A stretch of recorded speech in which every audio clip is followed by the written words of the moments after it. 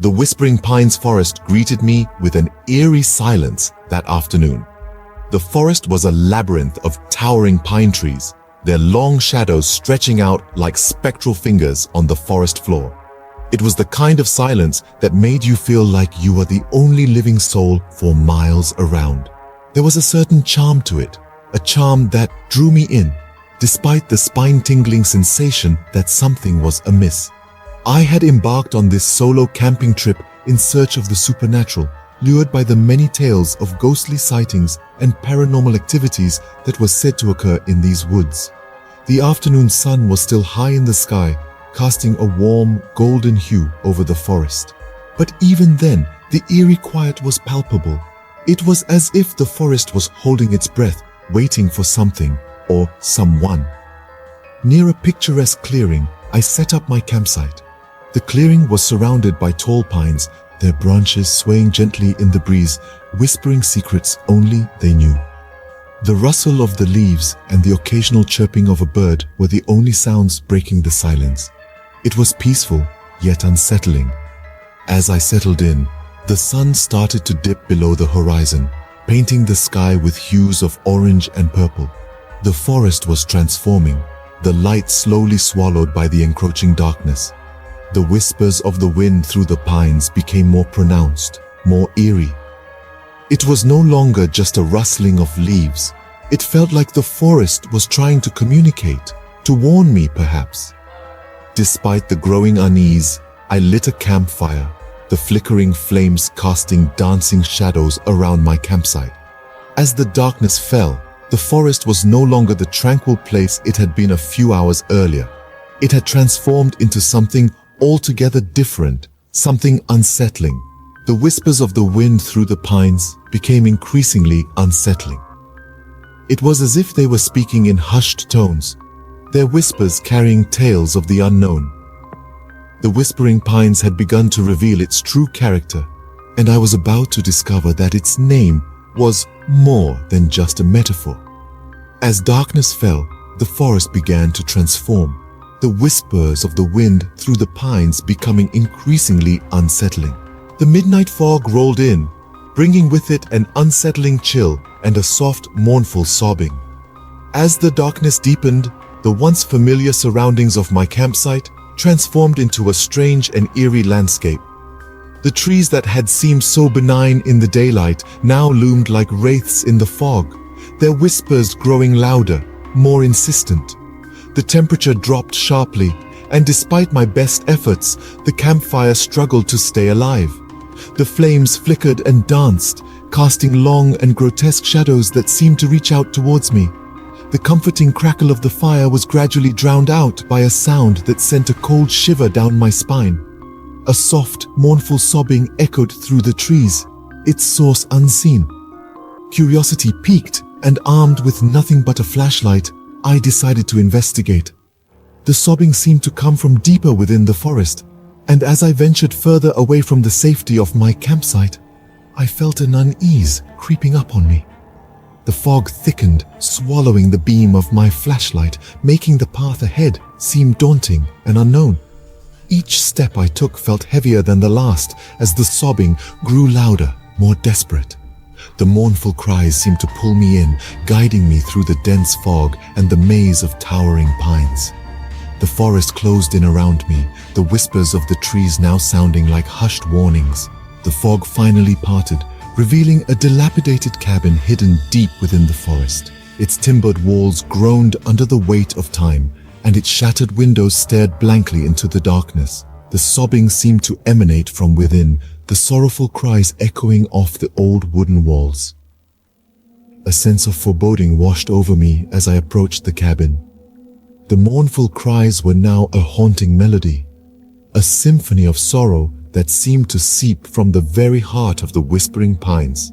My heart pounded in my chest as I followed the eerie cries, leading me to a dilapidated cabin hidden deep within the forest. The cabin seemed ancient, its shattered windows and creaking door a testament to its age. It was nestled deep within the forest, hidden from prying eyes. Its weathered wooden panels whispered tales of forgotten times, and I couldn't help but be drawn to its eerie charm. As I stepped inside, a chill ran down my spine. The air was thick with a cold that seemed to seep into my bones. The cabin was dimly lit, the weak beams of my flashlight barely penetrating the oppressive darkness. It was then that I saw her, a young girl, huddled in the corner, sobbing softly. Despite the unsettling atmosphere, I felt a pang of sympathy for the child. She seemed lost and frightened, her tear-streaked face reflecting the harsh, cold light. I approached her cautiously, my boots creaking against the worn-out floorboards. My heart pounded in my chest, but I pushed my fear aside. "Are you all right?"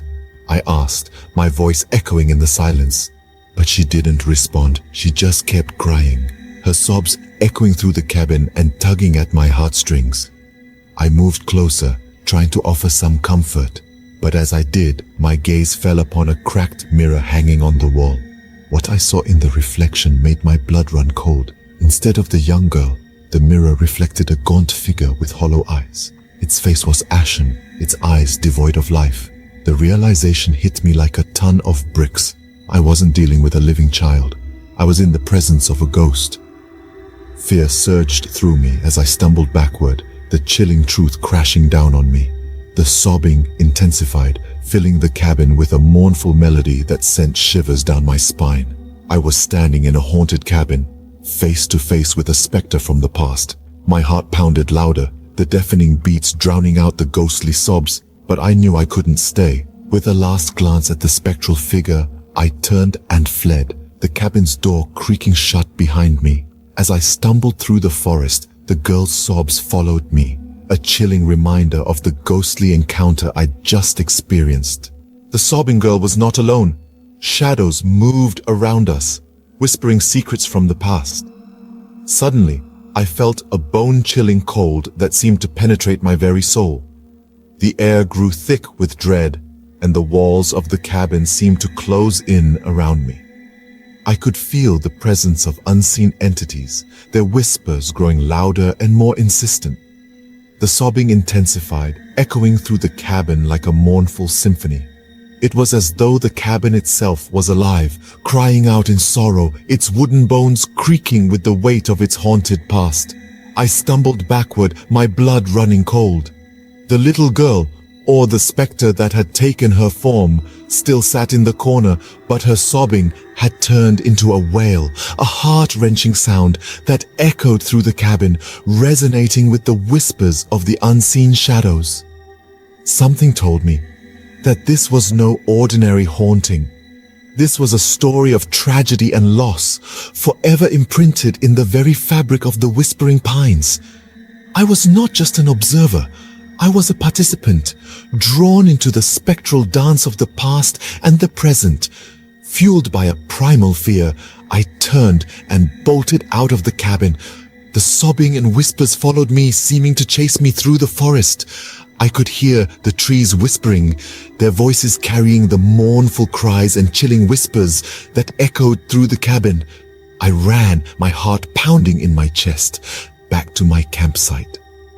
My campfire was a mere smoldering ember, the last vestiges of warmth and safety extinguished by the chilling encounter.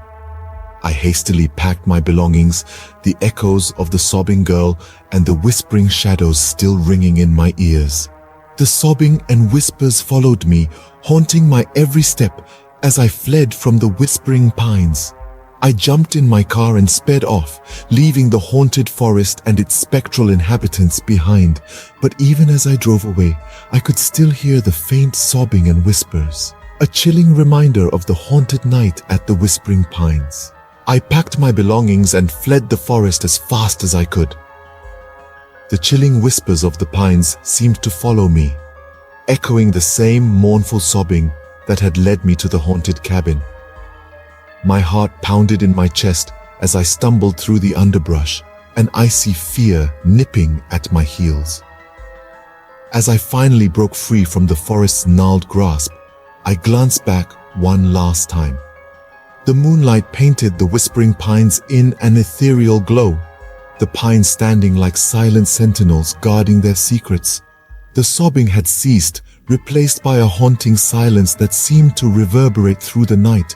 In the safety of my car, I took a moment to catch my breath and reflect on the harrowing ordeal. The image of the ghostly girl and her hollow-eyed reflection continued to haunt me, a chilling reminder of the supernatural encounter. To this day, I can't explain what I experienced that night.